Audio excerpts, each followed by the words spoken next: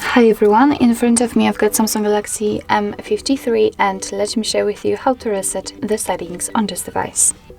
So first of all, let's find and open the settings itself, and now you have to scroll down to the very bottom and find General Management.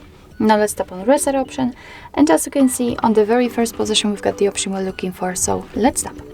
And here your device will is informing you actually that it will reset all the settings except the security settings, so for example the password, language settings, accounts, personal data and settings for downloaded apps. So it will reset, for example, the customization of the screen timeout. So let's tap on Reset Settings.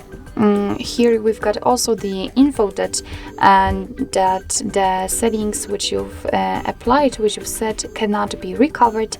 And to apply the new settings, your device will be restarted. So if you're ready, just tap on Reset, and as you can see here, we've got the info that the device will be restarted, and after a second, after it will be turned on, all the settings will be restored to their defaults. So basically that's all. This is how to reset the settings in your Samsung Galaxy M53.